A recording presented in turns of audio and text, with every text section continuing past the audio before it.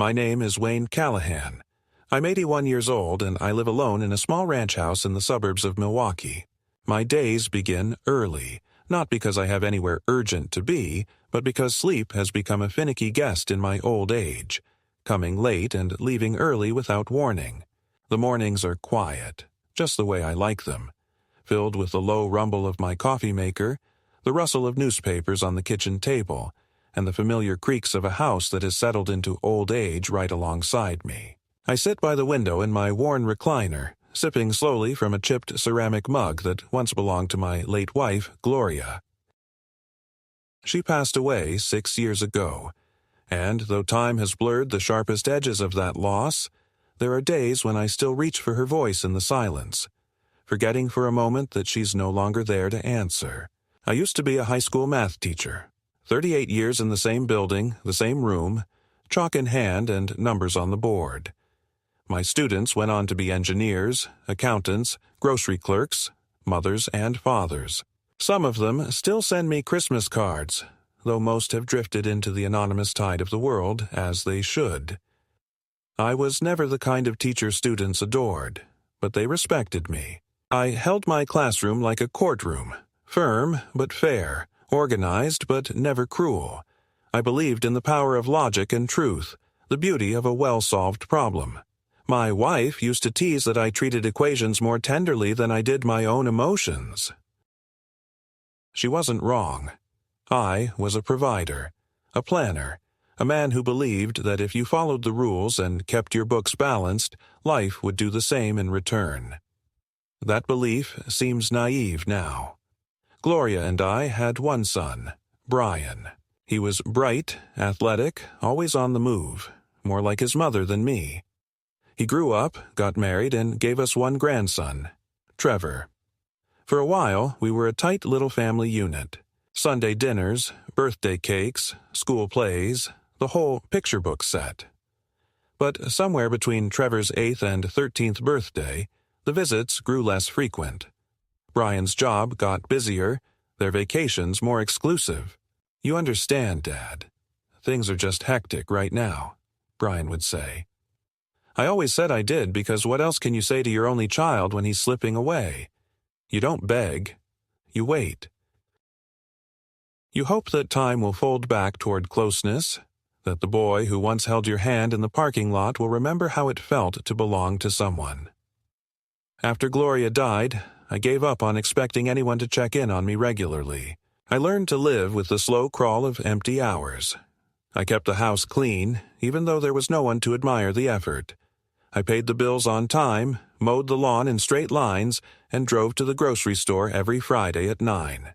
The world around me started moving faster, more alien, more digital, and I let it pass. I had my routines, and they had me. I wasn't lonely in the dramatic sense. I didn't cry into soup bowls or talk to framed photographs, but I carried a sort of static sadness, like an old television that stays on even after the picture fades. Trevor came around less and less. The boy I once taught to ride a bike, the one who used to build Lego castles on my living room floor while Gloria baked cookies in the kitchen, had become a stranger. He turned 17 last month, and I hadn't seen him in almost a year. When Brian called and asked if Trevor could stay with me for a weekend, just to give us a little breathing room, I agreed without hesitation. I told myself it was a good thing, a chance to reconnect, a chance to show him who I was beyond the aging figure in faded family photos. I bought his favorite snacks, vacuumed the guest room, and even looked up a few things about the latest video game so I wouldn't sound like a complete fossil. But beneath the preparation was a knot of anxiety I couldn't untangle. I had seen glimpses of the new Trevor, sarcastic, impatient, eyes glued to screens, and I feared what those glimpses might become up close. I didn't want to admit that I was nervous about spending time with my own grandson. That would have been too shameful, too vulnerable. Instead, I told myself, stories. Maybe he was just going through a phase. Maybe he'd mellow out away from his parents. Maybe, just maybe, the quiet dignity of this house, the same house his father grew up in, would awaken something gentle in him. That Friday afternoon, when his mother dropped him off, I stood on the porch in my best slacks and an ironed shirt. The one Gloria used to say brought out the blue in my eyes. Trevor barely looked up from his phone. "Hey," he muttered, walking past me into the house. His mother waved from the car. "Thanks, Dad.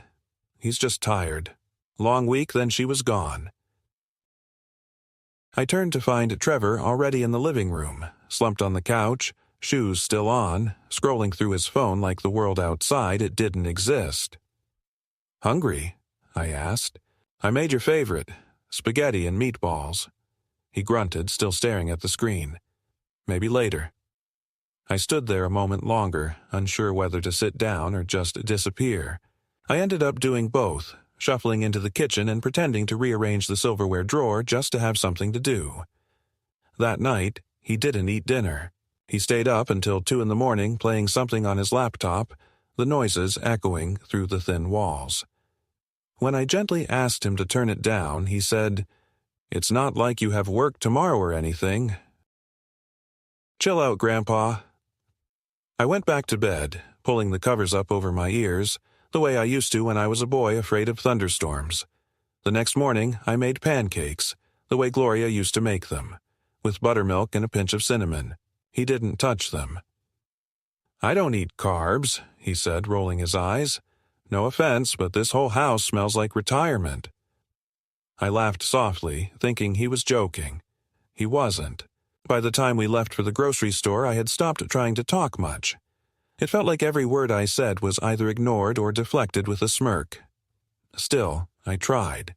I wanted him to see the man behind the cardigan, behind the hearing aids and the liver spots. I wanted him to remember that I taught hundreds of kids his age to make sense of chaos through numbers. At the checkout counter, I was counting bills and coins, deliberately, out of habit, the way I always do. Math isn't a reflex anymore. It's a ritual, one of the last threads tying me to who I used to be.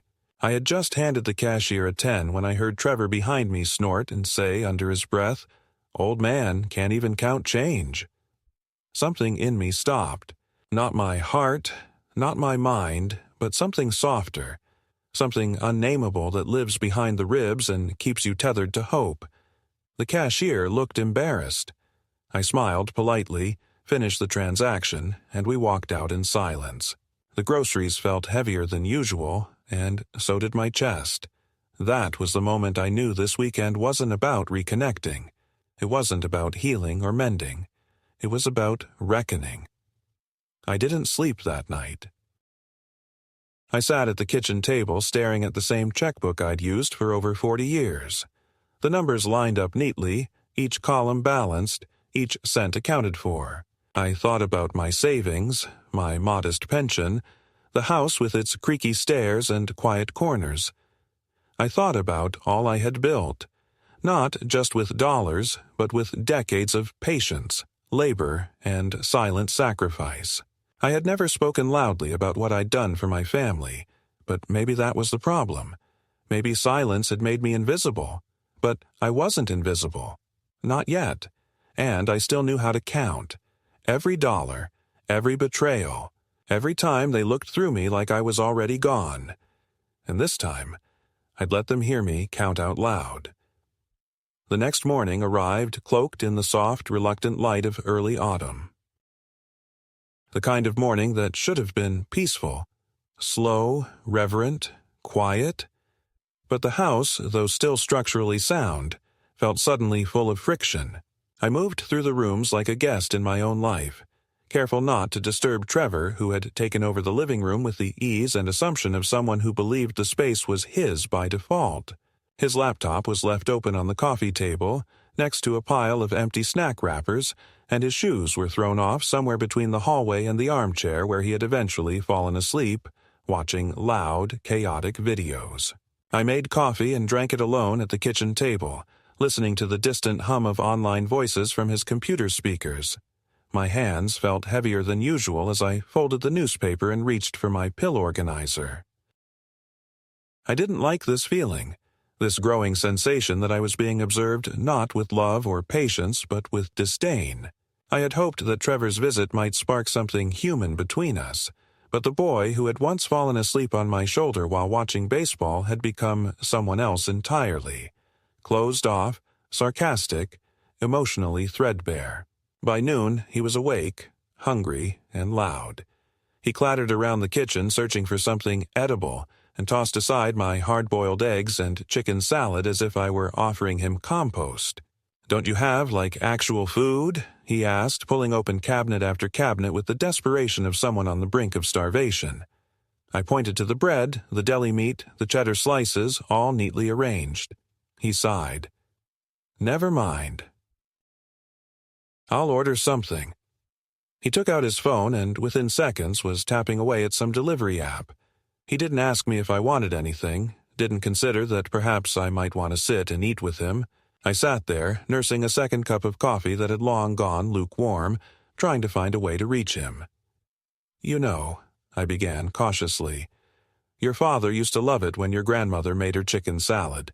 He said it tasted better than anything you could get at a restaurant." Trevor didn't look up. "That's because Dad never had Postmates." The food arrived 20 minutes later. A greasy burger with triple bacon and fries soaked in oil. He sat on the couch with his laptop open on one knee and the burger on the other, eyes glued to the screen while his fingers made short work of the meal.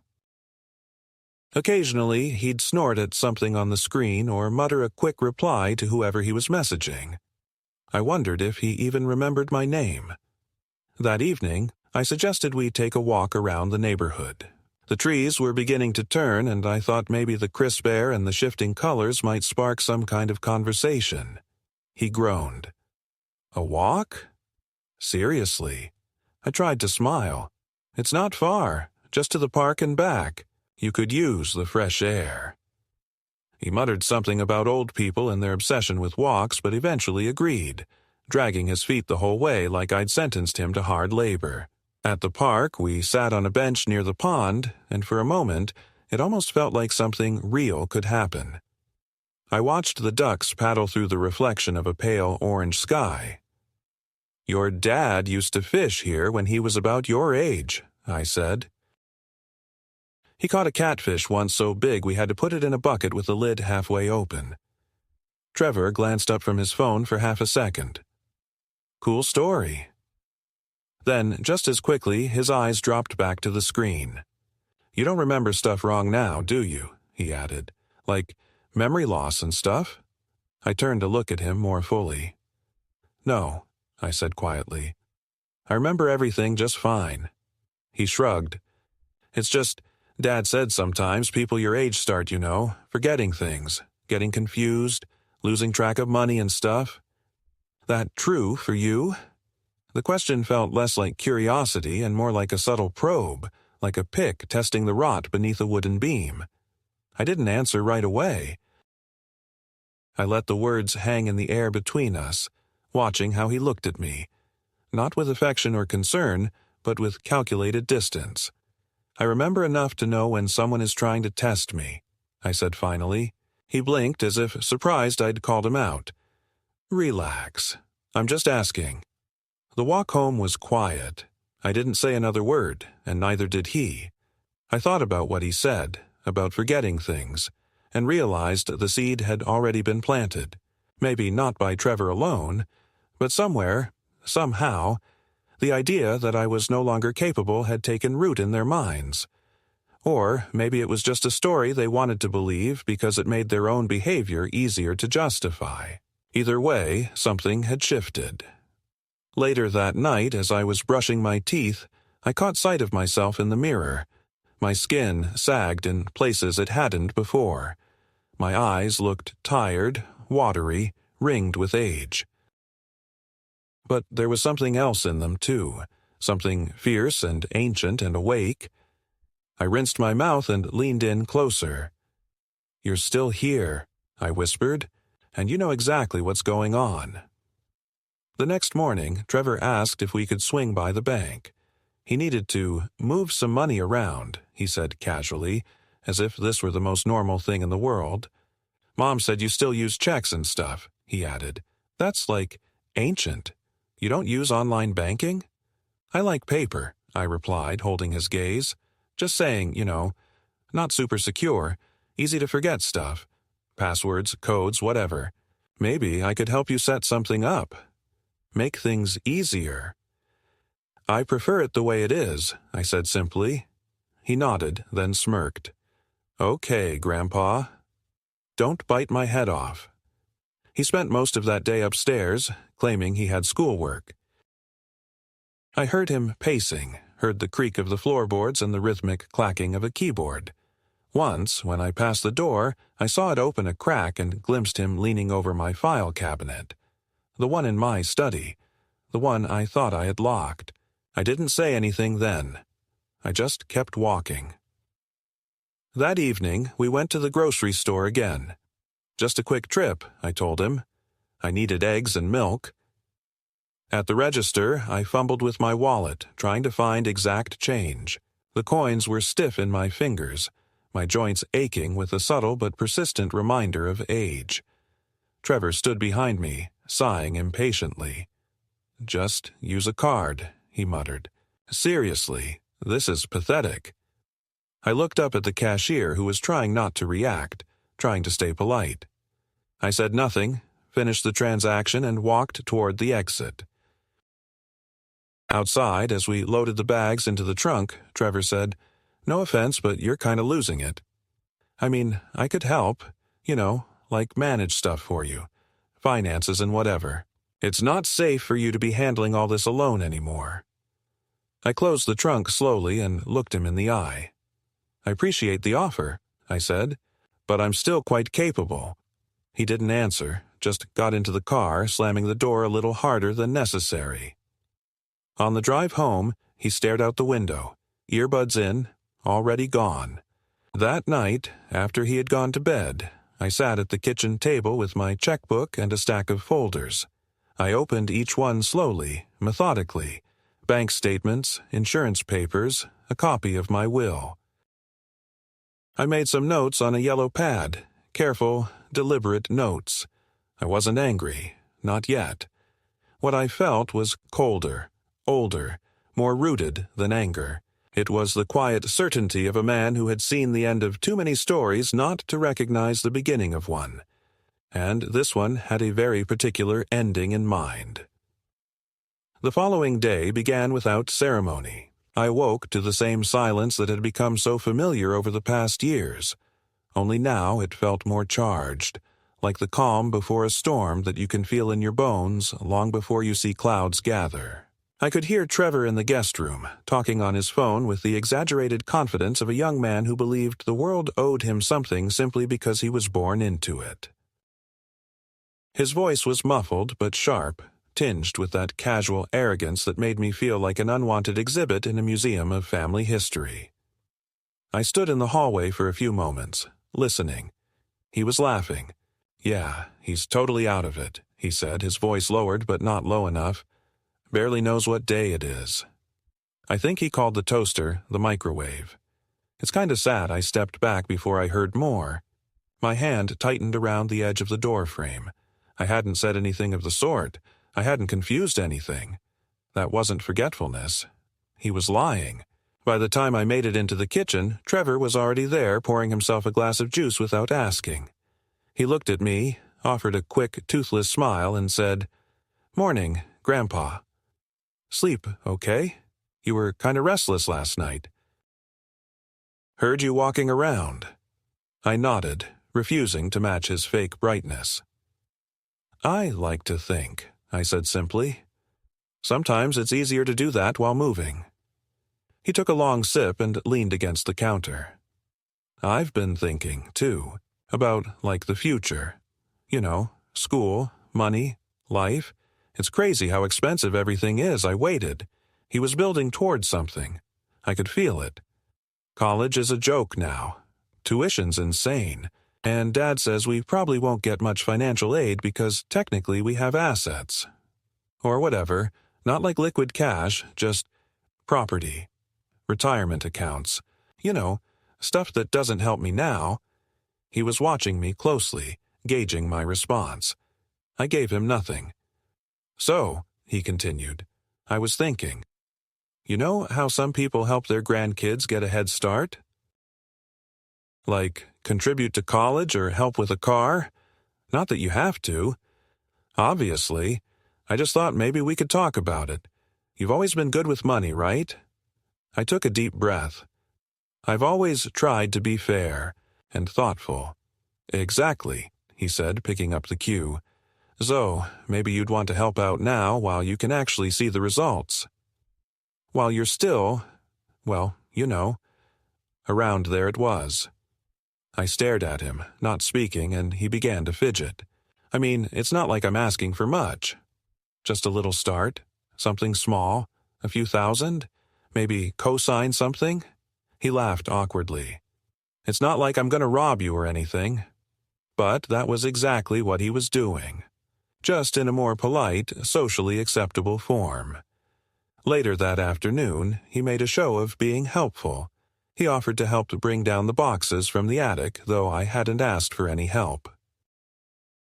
Figured we could get rid of some of this old junk, he said. No point keeping all this stuff around if you're going to move into a smaller place soon anyway. I blinked. I'm not moving anywhere. He laughed again. No, I know. Just saying. Eventually. You might want something easier, you know? No stairs, less maintenance. Everyone does it. That night, after dinner, he brought up the will.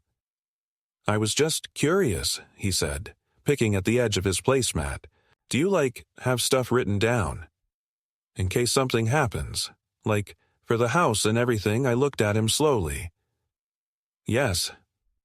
He waited for more, but I didn't offer it. Cool, he said. And you've got it somewhere safe, right? Like a lawyer or a safety deposit box or something? Something like that, I said. The next morning, he was up earlier than usual. I heard movement in my study. When I walked in, he was sitting at my desk pretending to read an old newspaper. The drawer beside him was open. Looking for the comics? I asked, my voice even. He jumped. Oh, no. Just saw the paper and got curious. Didn't mean to snoop or anything. I didn't respond. I just walked over and slowly closed the drawer. Later that afternoon, while he was taking a nap, I checked the drawer myself. Some of the files had been moved. My tax returns, bank statements, copies of insurance policies, all handled. Not missing, just disturbed. Like someone had sifted through them in a hurry. That evening, I tested him. I left my wallet on the hallway table while I stepped outside to take the trash out. When I came back, the wallet had shifted slightly. Nothing was missing, but I could tell it had been opened. The flap didn't lie flat anymore. I said nothing. I wanted to be sure. The next day, I told him we needed to run an errand together, something about notarizing a form at the bank. He groaned, but came along. While we were waiting in line, I casually asked him what he knew about power of attorney. You know, I said lightly, some people sign over their finances when they get older. Makes it easier. His eyes lit up, just a flash, but it was there. Yeah, he said, I've heard about that. Smart move. You thinking about doing that? Just a thought, I replied. That night, I didn't sleep. I sat in the dark, staring at the ceiling, remembering things I had spent years trying to forget. My own father's decline, the way my siblings had circled like vultures around his modest estate, how dignity can be sliced away piece by those who claim to love you. I had sworn never to become bitter, never to assume the worst of family. But now, with each passing hour, my grandson was teaching me that cynicism wasn't always born of trauma. It could be born of observation. The final blow came on Sunday. We had gone out again, for groceries, a walk, a drive through the old part of town where I used to take Brian when he was Trevor's age.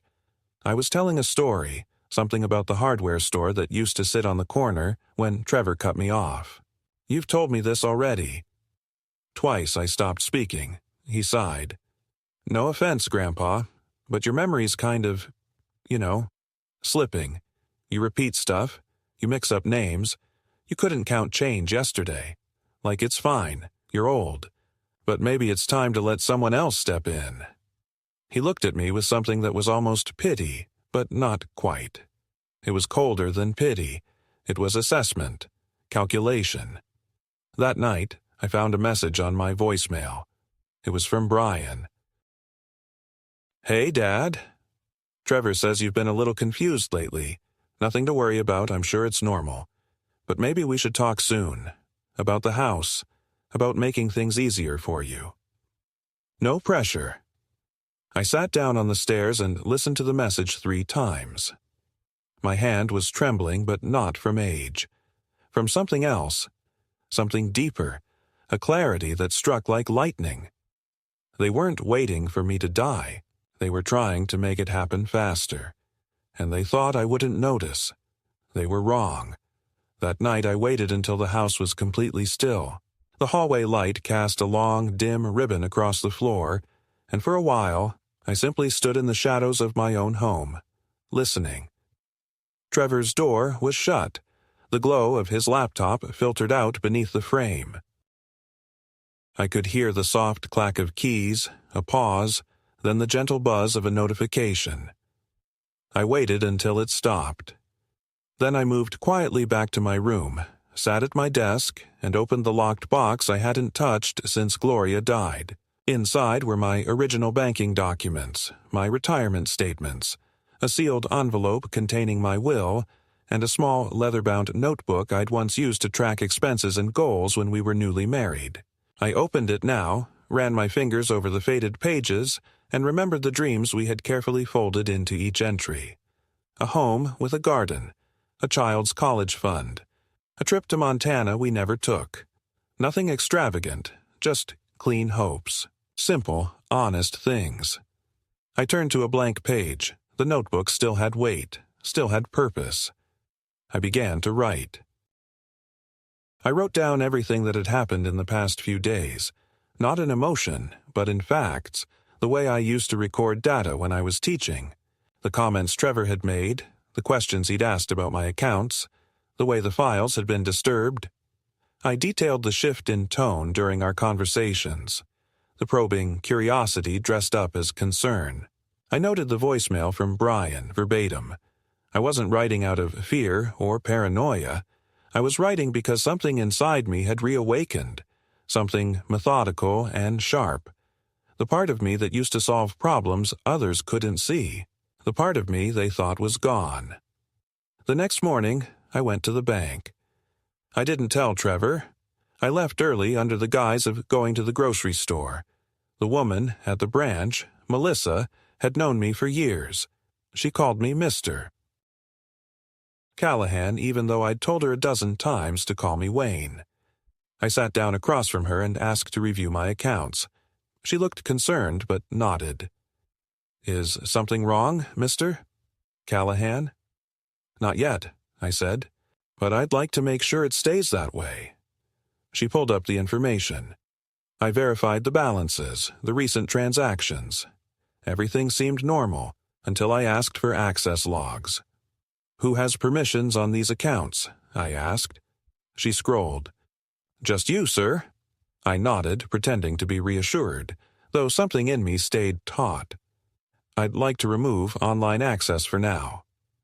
I prefer paper statements. Also, no account changes without in-person verification." She hesitated, then nodded. "Understood." "I'll put the restriction in place," I thanked her, took my printed statements and walked out into the cold sunlight feeling something close to steady. At home, Trevor was sitting on the porch, hoodie up, scrolling through his phone. He looked up. "You were gone a while." "I took the scenic route," I said. "Needed to clear my head." He nodded. "Cool." Later that day, I watched as he hovered around my study again. "Can I use the printer?" he asked. "I need to print something for school." I nodded. "Of course. Just don't go rearranging my files again." He froze. "I didn't." "It's all right," I said. "Just ask next time." That night, I received a second voicemail from Brian. "Hey, Dad. Just checking in again. Trevor said you've been sort of forgetful. Maybe it's nothing, but we were wondering if it might be time to discuss, support. In case things get worse, maybe a power of attorney setup. Just to help, I listened to the message in the dark, holding the receiver to my ear for a long time after it ended. Not because I hadn't expected it, but because I finally understood the timeline. They were moving faster than I thought. The seed had already been planted. Trevor had watered it with whispers, and now Brian was tending it carefully as if grooming a future that didn't belong to him.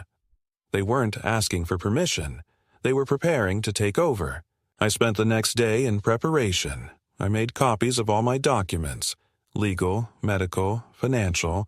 I placed them in labeled folders, scanned them to an encrypted flash drive, and stored the original versions at the bottom of a sealed box beneath my bed. I contacted my attorney, a quiet man named Halstead, who had handled Gloria's estate. I scheduled a meeting, told him it was urgent but private. The morning of our meeting, I told Trevor I was going to the pharmacy. He barely looked up. "Cool. Grab me something for my throat, would you? Think I'm getting a cold," I said I would. At the lawyer's office, I laid everything out. Halstead listened patiently, his eyebrows climbing higher with each sentence. "You believe your grandson and son are attempting to present you as incompetent?" "Not believe," I said. "I'm watching it happen." He folded his hands. "We can preempt this. We'll draft a notarized declaration of mental fitness. You'll get 2 independent medical evaluations. We'll file a statement with your financial institutions to block external influence. And if you'd like, we can prepare a letter revoking any potential claims of power of attorney unless initiated by you in writing." "Do it," I said. By the end of the meeting, the shape of the defense was in place, but it no longer felt like a defense. It felt like strategy. I wasn't just trying to protect myself. I was drawing lines in the sand. Back at home, I found Trevor sitting in my chair, the one Gloria used to read in. He looked up, eyes half-lidded. "Hey, so I talked to Dad. He says maybe we should help you with bills and stuff. Said you might be getting overwhelmed. We could, simplify things. Help you downsize." I set the bag from the pharmacy on the table and looked at him. "Do I look overwhelmed to you?" He opened his mouth, closed it. I shook my head slowly. "You should pack. I think it's time you went home." His expression shifted, confused, and then panicked. "What? Why?" "Because this house still belongs to me. And while I'm still breathing, I decide who stays in it." He stood up, defensive. "I was just trying to help." "No," I said, my voice low and steady. "You were trying to replace me. But I'm not finished yet. And I don't intend to go quietly." The morning began with a fragility I could taste in the air, as though the house itself held its breath in anticipation of confrontation. I had arranged my routine deliberately. Coffee brewed, breakfast set, doors locked, papers secured, anticipating what the day might bring. When Trevor finally emerged, bleary-eyed and sullen, I could already feel the shift, the tectonic rumble beneath the polite veneer of a family visit. He sauntered into the kitchen with that same studied casualness, skin pale from the screen's glow, expression taut and guarded.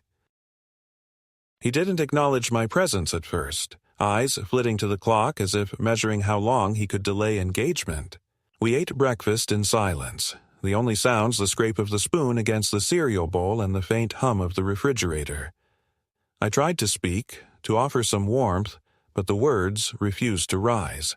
Instead, I watched him across the table, a nephew of perception whispering that everything had changed.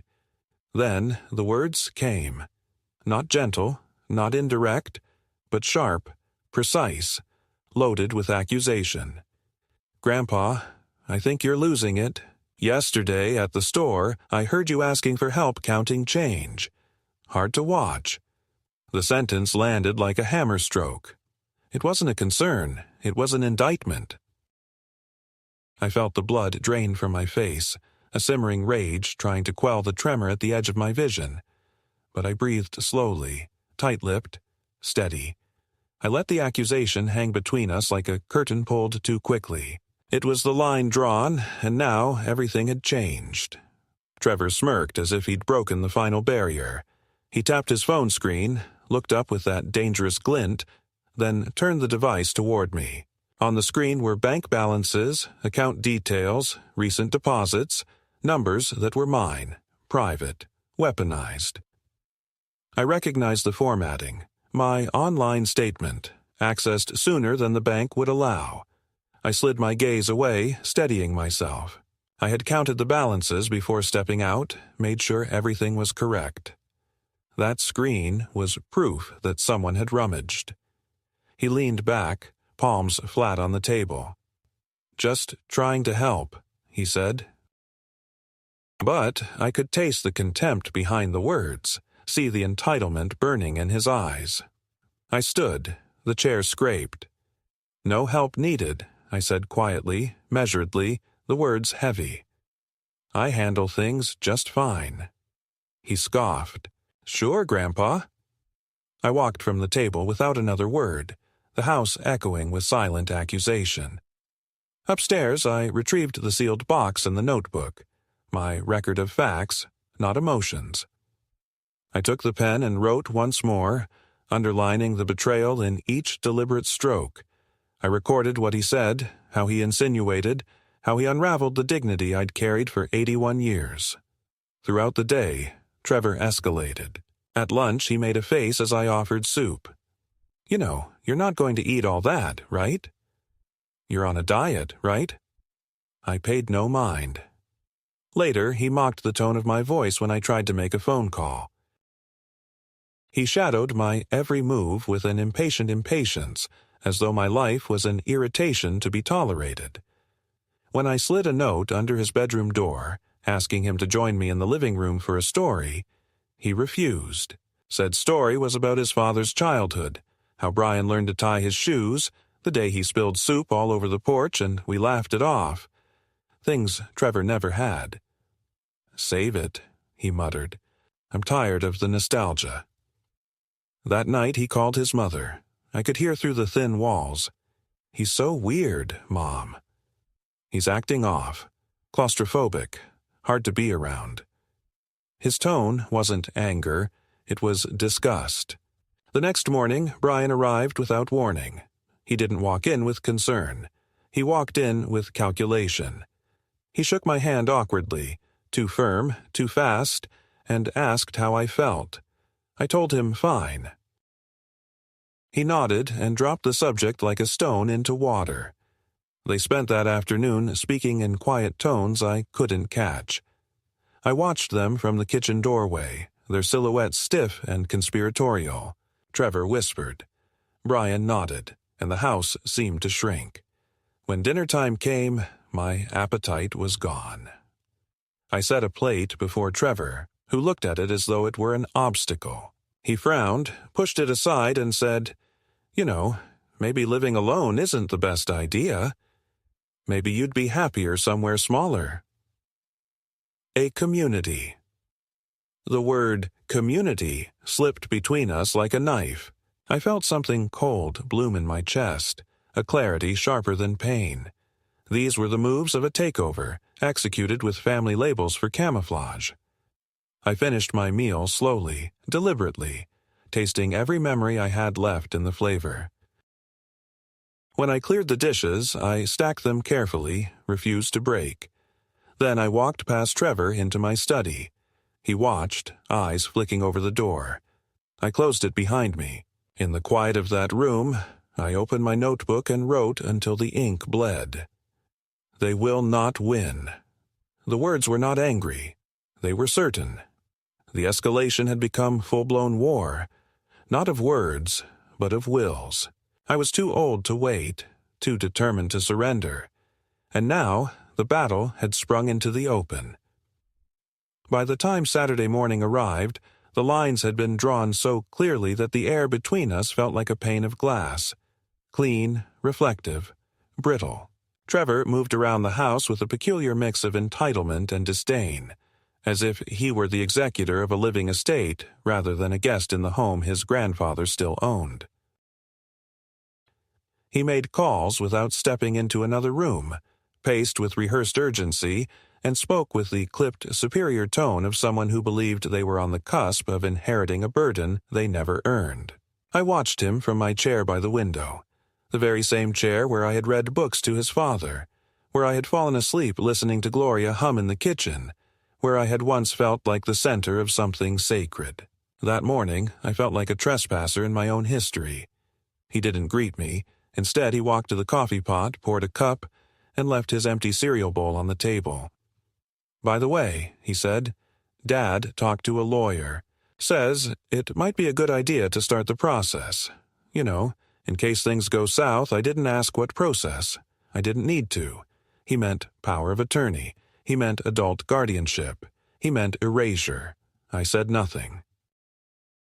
He took my silence for weakness. At noon, Brian returned. He came with a folder and a forced smile. "Just a few things we'd like you to look over," he said. "Nothing binding. Just suggestions." I invited him in without warmth. We sat in the living room, me in my chair, Trevor slouched on the couch, Brian perched on the edge like a therapist preparing to break difficult news. He handed me the folder. Inside were 3 documents: a healthcare proxy, a financial power of attorney, and a document authorizing the transfer of shared access to all my major accounts. "Just in case," Brian repeated, like a lullaby meant to sedate, not soothe. I held the papers delicately as though they might stain me. "You think I've gone soft," I said, not looking up. "That I've lost the edge." "Lost my reason." Brian didn't answer. Trevor shifted, crossed his arms. "We just want to help," he said, which sounded more like a threat than a comfort. I nodded slowly, folding the folder closed with a quiet snap. "And I appreciate that. But before we go any further, there's something I need to show you." I stood, walked to the small cabinet by the fireplace, and pulled out a stack of documents. Everything neatly labeled, every folder a piece of my response. "This," I said, handing Brian a copy, "is a medical clearance, signed by 2 licensed specialists. It confirms I am fully competent, mentally, emotionally, cognitively. And this," I added, producing another paper, "is a legally binding revocation of any prior authority, real or implied, that either of you thought you had over my affairs." Brian took the papers with slow fingers. Trevor stood indignant. "What is this? Are you serious?" I turned to face him fully. "You tried to build a case for my incompetence, Trevor. You manipulated my routines, whispered your narrative into your father's ear, trespassed into my records, and planted a lie. A lie that ends today." Trevor's face twisted. "We were trying to protect you," he shouted, his voice cracking with the fury of exposed intention. Brian stood now, too, a little pale. "Dad, maybe we went too far, but you have to admit, things have changed. You're not—" "I am still me," I interrupted, not loudly but firmly. "You judge the slowness of age as failure. But age is not decay. It is accumulation. You assumed delay was dementia. But I was watching, calculating, waiting."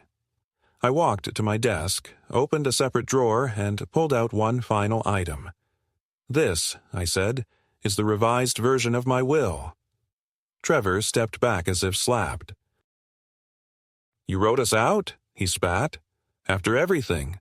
I nodded once. "You don't inherit from someone you tried to erase." The room went very still. The only sound was the ticking of the old wall clock, one Gloria and I had bought in our first year of marriage. Trevor stormed out first, his shoes loud on the hardwood. Brian stayed behind for a moment longer.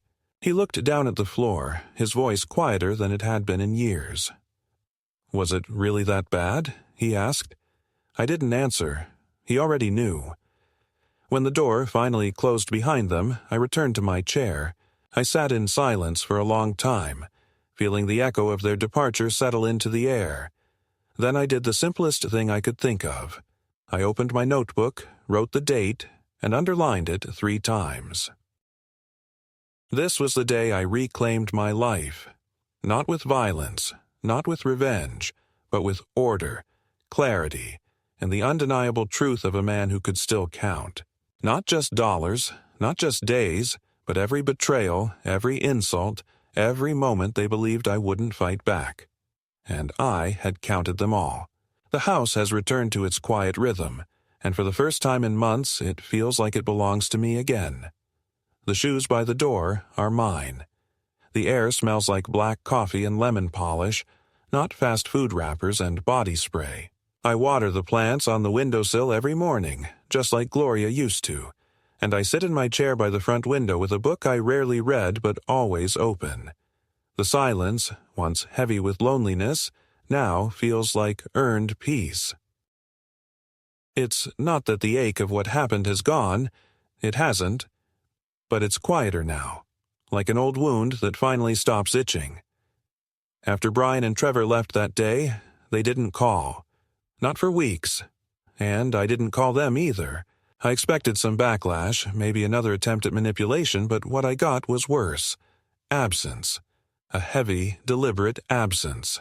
Brian, I suppose, didn't know how to speak to a father who had seen through him. And Trevor, in his teenage mind, likely thought the game had simply ended in disqualification rather than disinheritance. I was not surprised. People don't always apologize when they're caught. Sometimes they retreat. Sometimes they build new stories about you in their heads, stories that make them feel better about walking away. I still had the voicemail from Brian saved on the machine. The one where he said they just wanted to help. I played it once more before I deleted it, not out of anger, but as an act of closure. You can't hold on to something and move forward at the same time. What they never understood was that I never wanted to punish anyone. I didn't rewrite my will out of spite. I did it because clarity is a kindness. I had seen what confusion did to families, what ambiguity around money, property, and power could do to people who once loved each other. Gloria and I had witnessed it firsthand at her sister's funeral, when nieces and nephews tore each other apart over dusty jewelry boxes and insurance policies. We swore we'd never let that happen in our family. For a long time, I thought we'd succeeded. I thought love would be enough to protect us from the worst instincts of survival. But love without respect is just decoration. After the confrontation, I finalized the donations. The Veterans Fund received a substantial contribution in Gloria's name.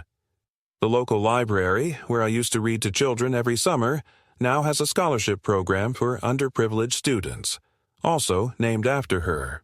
And I left a portion to the animal shelter where we adopted our old beagle, Daisy.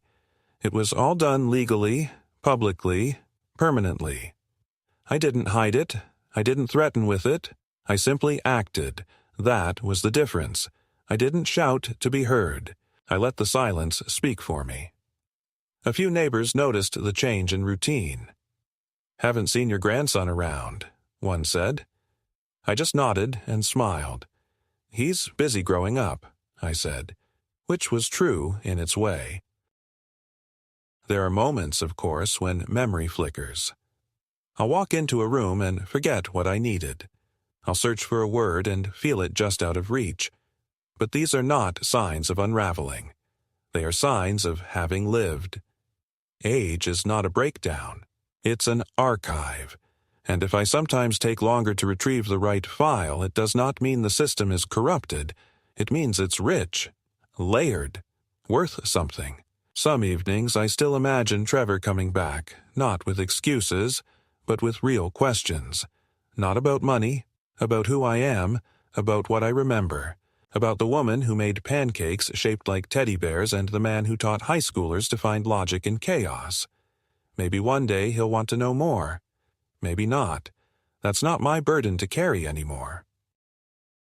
What I've learned is that dignity is not something others grant you. It's something you protect, quietly and fiercely. And while the world may try to reduce you to a number, a signature, or a bed in a facility somewhere, the truth is, as long as you remember who you are never erased. So now, when I count, change, pills, calendar days, I do it out loud, not because I need to, but because it reminds me I still can. And they heard me. Every number, every word, and they will remember it longer than I'll ever need to.